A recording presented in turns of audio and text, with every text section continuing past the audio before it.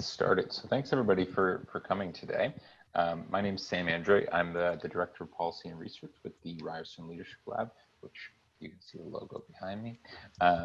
And we are going to be walking through today how to fund your change making. So we're excited to have you all here and to talk about our Making the Future Fund, which can help you make change and advocacy on Ryerson campus and beyond. And we are also excited to have a great panel here with us that are going to tell you all about their projects with the Making the Future Fund that they did last year. So a few housekeeping things first. Race, do you want to go to the next slide? Oh, no, sorry, I'm going to do this first. So before we begin today's event, I want to give the land acknowledgement. We do this as a symbolic restorative act, one among many to follow and part of a wider and hopefully transformative reconciliation project here at Ryerson. So Ryerson is on the territory of the Anishinaabe, the Haudenosaunee, and the Huron-Wendat. It's covered by the Dish with One Spoon Treaty, Treaty 13, and the Williams Treaties. And we are committed to honoring our obligations to these nations, treaties, and to justice for Indigenous people generally. And through this project in particular, we do this through trying to fund Indigenous change making to the greatest extent possible. So some housekeeping before we get started. I want to note this is being recorded and is going to get posted on our website for other future applicants to Making the Future Fund. Feel free to turn your video on if you'd like, but if you would rather keep it off, that is also totally fine. Please keep your mic muted if you're not speaking, but you can turn it on later in the Q&A period. Feel free to use the raise hand feature if you do want to ask a question, or you can post it in the chat function as well. I think that's it. Let's get started. So who are we? Who is the Ryerson Leadership Lab? So it is your go-to organization on campus for developing your leadership skills and supporting your change-making initiatives. So we develop leaders with the skills, understanding, knowledge needed to develop effective solutions to today's challenges. We do this through a number of different ways. So we have undergraduate classes that you can take for credit. Our Making the Future class is kind of the core flagship class, but we have a number of others. If you're interested in taking Making the Future, it's SSH 505, so you can look into it. We do workshops that are available, and you can sign up on our newsletter to get notified about those. We do a study trip when the borders are not closed to the United States and do experiential learning. And then we lead and help mentor student projects. And so that's what today is all about. So we'll go to the next slide. And I'm really glad to have some panelists here today to help me out with that. So first, Reza Chowdhury is our events ambassador, and she's going to be moderating the discussion later with our great panelists. And there's three who I've had the pleasure of working with over the last year on their projects, and we're going to hear from them shortly. First is Manhar Brar. He is the co-founder of Face to Face. Then there's Takia Sobian, who is the founder of the Natural Kids Movement. And finally, there's Jean-Francois Obregon, who is the executive director of A Voice for Transit. So we're thrilled to have them here, and you'll hear from them very shortly. So what is the Making the Future Fund? It is the Leadership Lab's fund that helps enable Ryerson students to pursue change to collective challenges in a meaningful way. That's pretty vague, so we're going to get into exactly what that means in a second.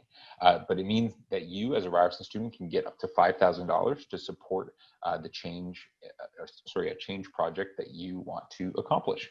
So there's really no one definition of what type of change is required.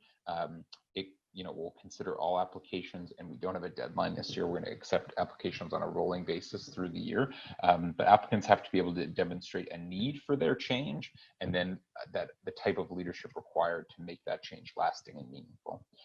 So we'll give preference to projects that approach challenges where we need new leadership in, say, on campus in Toronto, in Canada, and that by you doing it, you're going to make a meaningful impact.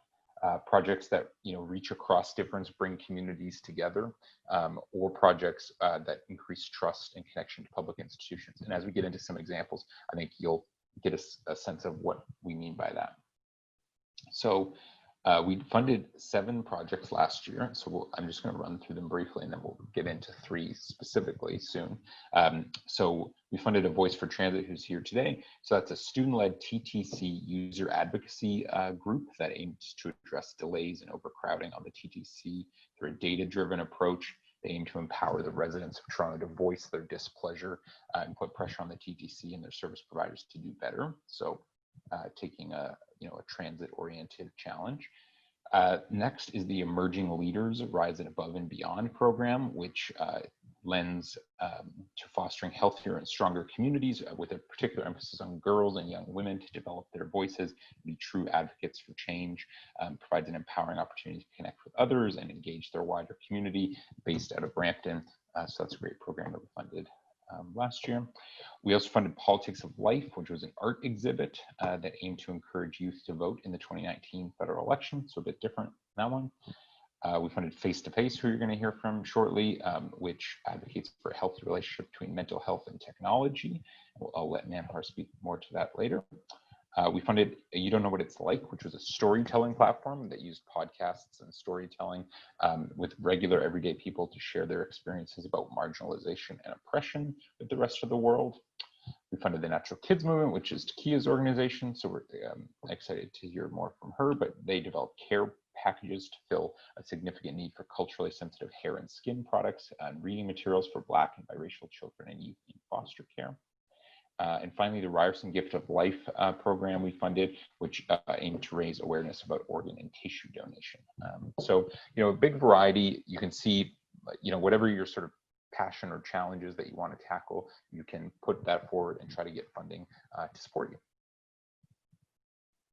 So eligibility requirements, you have to have at least 2 Ryerson students who are currently registered or have graduated from Ryerson within the last 6 months. So you can be full or part-time, you can be undergraduate or graduate, but you can't do it alone. It can't just be one person. It has to be at least 2 or more people. And yeah, you have to either be currently registered or have recently graduated. Second, it has to be designed primarily to pursue change outside the boundaries of Ryerson campus. There are other funds and other groups and clubs like the RSU and others that are more designed to support you if you want to try to make change directly on the Ryerson campus. So we give a preference to people who are trying to make change outside of campus. And then third, you have to be able to show a need for funding support so that your activity requires costs, basically. So we'll get into a bit of that now. And so how you apply, the application is live now for this coming 2021 school year. So you can apply online. It's a Google form and submit at any time. These are just some sample questions. What's the problem your change-making project is attempting to deal with? What's the current state of your project? Why can't we wait? Why do we need to fund you right now? And how much funding are you hoping to receive? So not too onerous an application, but designed to give us a sense of what your project is all about. And then there's a financial policy that you'll take a look at. So basically, if you get funding, we walk you through sort of how you can spend the money. It's not super onerous, but you have to be able to show basically that you're stewarding the money carefully. You create a bit of a budget and a timeline that we help you review, and then you can ask for reimbursement sort of on an ongoing basis. Go to the next slide. Yeah, and so then if we like what we see, we will invite you to do a quick presentation. These used to be in person, but now we'll do them on Zoom. So you'll have up to 8 minutes for your presentation, followed by a 5-minute question and answer period by the review panel. And for your presentation, which you don't need to prepare until we ask for it, but if you want to start thinking about it, we'll ask for sort of short bios from the team members. We'll ask you to describe the change that you want to see, your reasoning for why this change is needed. We'll ask you to give an outline and a time frame for how your project is expected to meet its goals.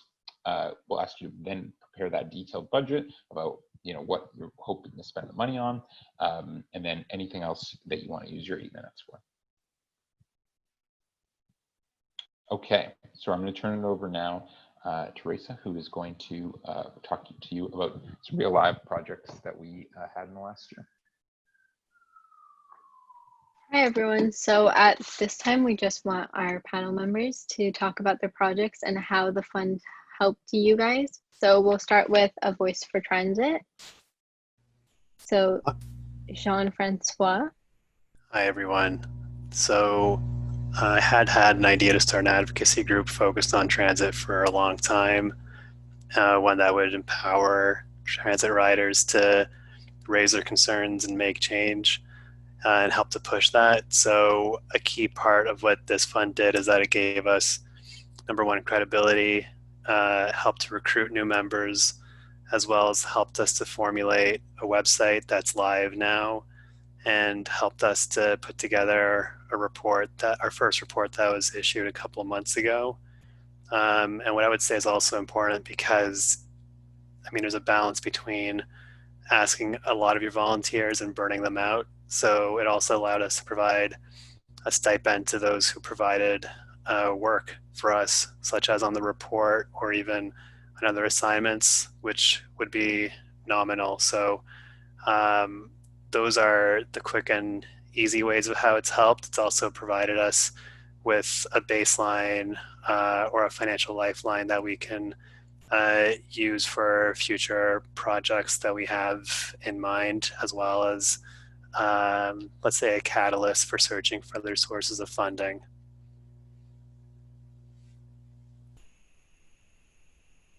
Perfect. And I'm going to pass it on to Takia now.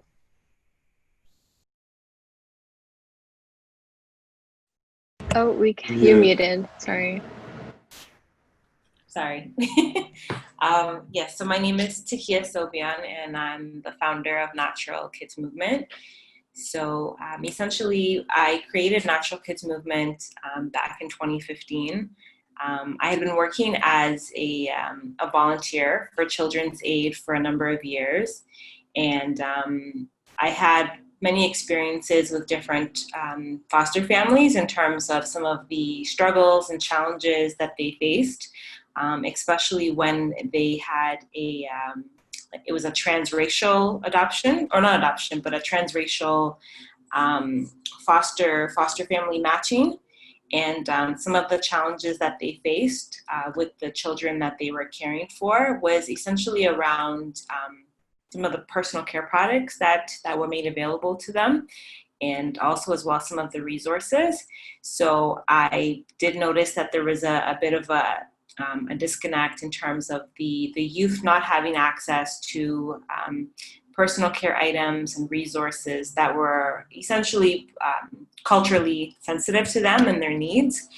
So I did a little bit of research. I reached out to Children's Aid at the time to see if they had any specific programs or services that were available to address that particular need.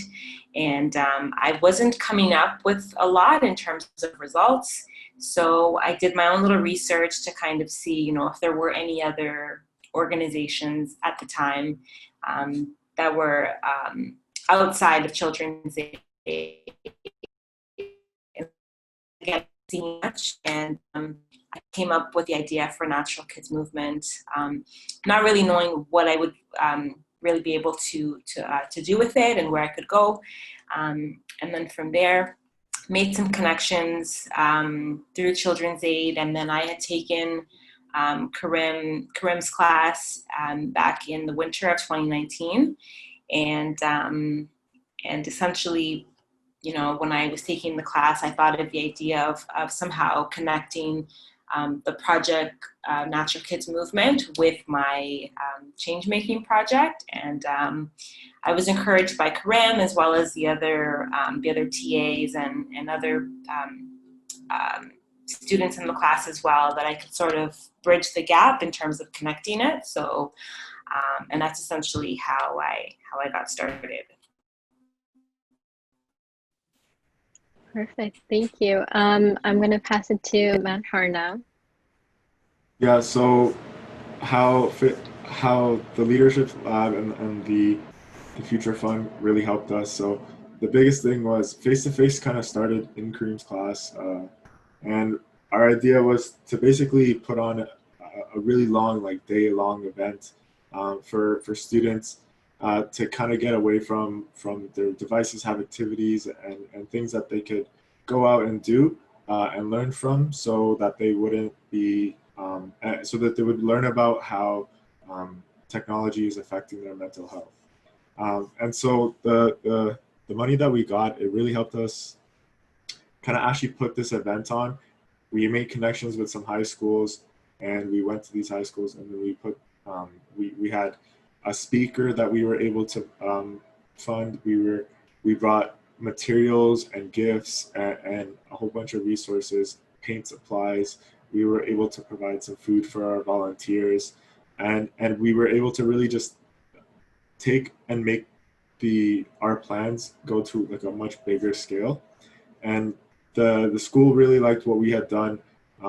They asked to continue to work with us in different ways, and it basically helped us kind of take our idea and make it real. Actually put the event on, and like John Francois was saying, they're really supportive. So it's not just like a one-time kind of thing. You can go back to them for advice. You can go back to them if you guys are pursuing new ideas, and they're willing to help you out in numerous ways. So how face-to-face has kind of transitioned as we're pivoting. The Leadership Lab's always kind of there for us should we ever have any questions or need help. So that's, I guess, what I think for this. Perfect, thank you. Okay, I'm gonna stop sharing my screen for a bit.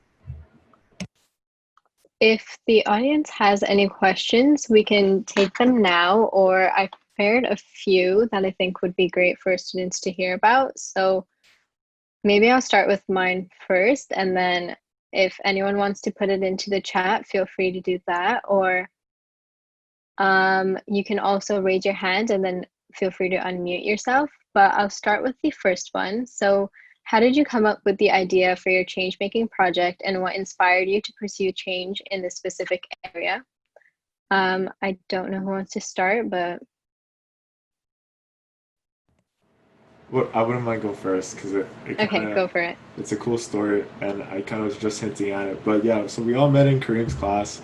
And originally, the group of students that we were working together, we wanted to do something for immigrants because we were all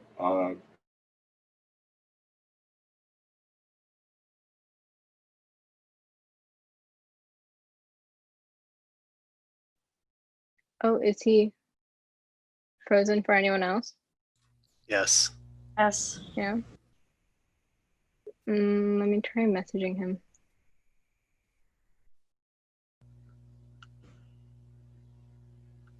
Jean-Francois, I think we're both going to be starting our planning degrees. Oh, we are. Okay. Nice Hi. to meet you. Hey. Do you have a Does question? anyone else? Yeah, Jean-Francois, do you want to jump in with why you wanted to get involved in transit? I'll go ahead. So for me, before March 13th, when the world changed, I would take transit regularly, and I had a long commute. I live in Vaughan, and I would take the TTC, and I noticed that there was a bit of a sense among riders of just accepting the current circumstances despite delays and overcrowding that occurred. And there was a couple readings in the class, specifically by Marshall Gans. There's a paper that he wrote, and it really, one of the lines is about grasping at probability instead of being constrained by possibility. And that really resonated with me, the idea of using whatever resources you have in agency to make change happen, and that can push things forward. So I proposed it to the class, and some people latched on to the idea. We formed the group, and we got some meetings with some counselors, which was an indication that we were being taken seriously. And since then, we've been able to keep those communications going. We've written some formal letters, made some formal pronouncements, like deputations to board of directors meetings, the TTC, and written a letter to the Metrolinx board of directors. And I would say that the Leadership Lab was a great opportunity and it still is a great sounding board for pushing us forward. And even at the initial point of just getting us started and having those deadlines and pushing us, For instance, we did a handout at Union Station in March 2019, the same day that the Blue Jays started their season, and that even got the attention of a journalist. So we are focusing now on the concept of transit equity. So the idea of specifically the idea of people who need transit getting it. So people who are in lower income jobs or low to middle income jobs or in suburbs where the quality of transit's poor. And a few of the projects or themes that we're looking at are the ideas of having bus rapid transit in Toronto, or having fare integration or lower fares on Metrolinx. So I mean, we've even offered some ideas on some reports for certain transit lines going underground, literally going underground, like the Eglinton West transit line or the Scarborough subway line. And I'll just leave it there for now.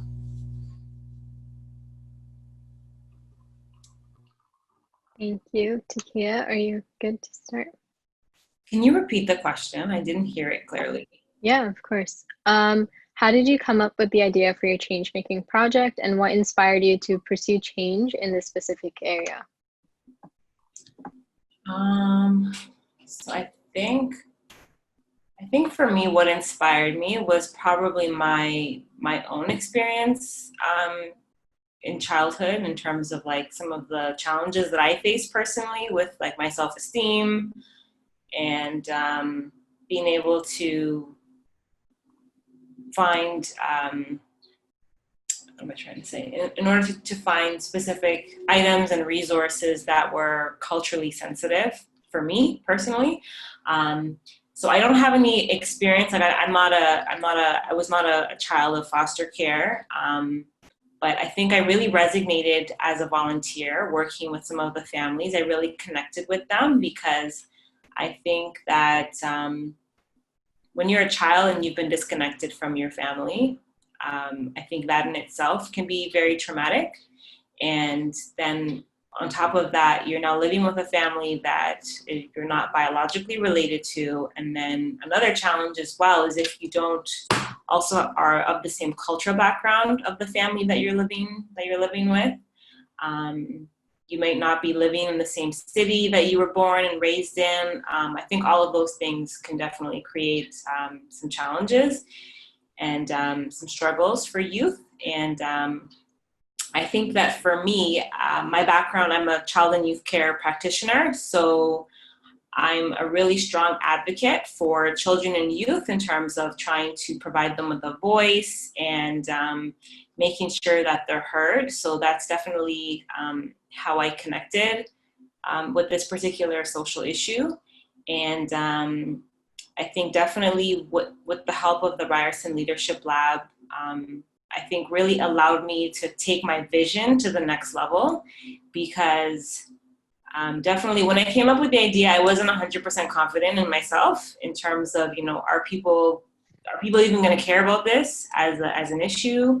I think a lot of people probably don't, unless you know someone that has been in foster care. You may not be able to relate to it. You may not understand some of the challenges that happens when a child goes into foster care and some of the struggles that they have to face. So, yeah.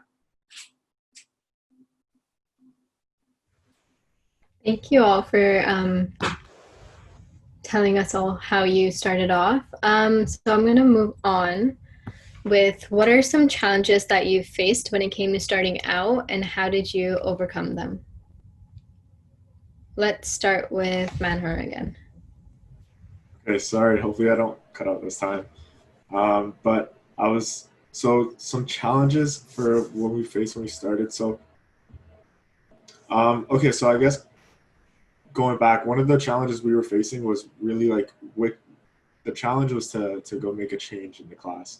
And we were all kind of unlike Jean-Francois, who knew about a topic he wanted, we were all kind of unsure. And so while we were discussing, we all found that social media was really impacting how we kind of saw ourselves, and kind of talked about some bigger topics that circled around it. But we got to thinking, when we were in high school, that's when we really started to use it and get so like impacted by the messages that it was sending us. So we got kind of passionate about it, and then when we started to go about, okay, like what do we do with this? We had no idea. Like, so one of the biggest challenges was definitely kind of figuring out, like, what do we actually do about this? How do we go and incite that change we want to see? And so how we overcame that was, thankfully, like you guys are I'd say in the right place, because the Ryerson Leadership Lab, I'll plug them because they were the ones to help us out. Kareem came with us with a little bit of a pivot and helped guide and refine the ideas. And then we just got to work. And then they came along with the opportunity, hey, if you guys want money to fund yourselves and this idea, like here's a way to do that. So we applied, we got the grant, and then we just got to work. And then actually later on in the year, we ended up putting that event I kind of briefly mentioned on. So that's one of the challenges, I'd say, was actually just figuring out how to incite the change in a meaningful and like impactful way. And then they're here to help. Yeah.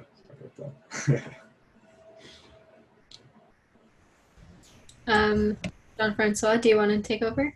Yes, I would say one of the challenges we had was at this beginning was credibility.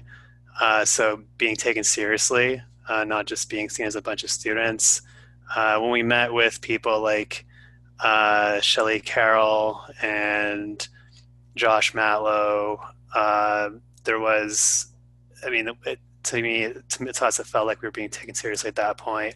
And also, there are a couple of other major transit groups that advocate for this in the city, like TTC Riders and Code Red TO, and also being taken seriously by them, and being asked what makes us different. And what I still say what makes us different is that we are independent and focused on users, and that makes us fundamentally different from the others. I'll just stick with that. And also the other side is that making, like, this is hard work, advocating for change is hard work, and we're willing to do that. We're doing it, but that's a challenge in itself. And I would say that being in the class was a quote unquote safe environment, a dojo, so to speak, to make that, to practice those moves, fail a little bit, but that was a great space to do it and take advantage of. But still doing that today is, it just keeps us, we stay motivated, but that's just something to keep in mind. It's just staying motivated, remembering why you're doing this. And one more thing I would say is that it's not so much a challenge, but I think we're a special group here, not because I know and respect Takia and Manhar, but because we were all in the same cohort when we took the class together. So in a sense, it was a bit of like a startup incubator for social change. And we just sort of all pushed each other to do it. So we're in great company here.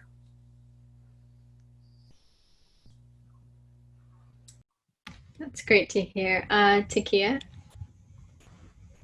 I would say some of the challenges that I faced was probably just finding a healthy balance with just being able to manage my time and other everyday, day-to-day commitments that I have. I work a full-time job. I work for the TDSB. And another challenge for me was the fact that, so my partner wasn't in the class. So she's also a student of Ryerson University, but she wasn't in the class. So that was another bit of a challenge as well for me. And yeah, I think just finding a healthy balance was probably the most challenging aspect. Okay, I'm going to move on to the next one. What words of advice would you give to students interested in pursuing their own change-making projects? Takia, do you want to start off with this one? Sure. So some advice I would give to students. I would say for sure, don't underestimate your ideas. I think no idea is too small or too ridiculous. I know that for me, I think I struggled with that in the beginning because I just thought to myself, you know, how can I really make this? I have this social issue here. How can I make this into a change project that other people will be interested in or feel connected to? So I would just definitely say, you know, don't give up, keep going. Definitely share your ideas with your classmates as well. The TAs that were in our class were amazing. They always made themselves available before, during, and after class. So if I had any ideas, I could always either email them directly or I could speak to them in class, and they all were very, very warm, very friendly, and always willing to help. So that definitely helped as well. Jean-Francois? I was trying to unmute. So can you repeat the question one more time, please? Yeah. What advice would you give to students interested in pursuing their own change-making projects? So I would echo what Takia said. In addition, I would say get started. You know, if you have some ideas, get started when the class starts. Don't feel afraid to bounce it off someone. Refine it and put it into action as soon as you can. Even if it's a small action, you can refine from there. So I'll leave it there. Oh, and one more thing I would say is don't underestimate the opportunity, because the class, and I would say the opportunity, is one that you may not get everywhere. I would say it's hard to find of practicing and doing this. And if anything, I think it's a differentiator from other institutions. So just keep in mind how special that opportunity is as well. Okay. Okay. So some words of advice. Okay. So they're not my own. I had a coach when I was younger say that there's only two things in life you can control. It's your attitude and your effort. It's like how you approach situations, like and how you approach life, and where your time and your focus and your effort, what directions it's going in. Those are the only two things you can control. And I guess to echo and expand on what's been said before me, when you approach any kind of change you want to make, it's like really important to just keep those two things in mind, because there's going to be times where things are really tough. There's going to be times where like the work of a week's going to be compressed into a day, and you're still going to have to somehow pull through. And you know, when times do get tough, like remember to keep a good attitude. Remember why you're doing the things that you're doing, and just know that like if you keep pushing through and putting in your effort, that is just temporary, and you'll be able to get through whatever it is that you are. So I think those are a couple of words that would have helped me, you know, when trying to make decisions or go about change, and hopefully they're a little bit helpful to you guys too. Perfect. Thank you so much, everyone. If the audience doesn't have any questions, I'd just like to announce our winner for the giveaway that we had on Instagram. So congratulations to Alec Benavides.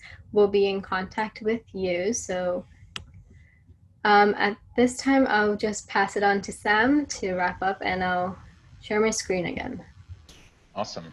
So thanks everybody for your attention today, and we have come to the end of our session. And thank you to Jean-Francois, Takia, Manhar for joining us, speaking about your amazing work. It has energized me, and I'm excited for this second round now coming hopefully soon. So to our audience today, thanks very much. You can join our community by signing up for a newsletter on our website. You can follow us on Twitter or Instagram at RU Lead Lab, or like us on Facebook.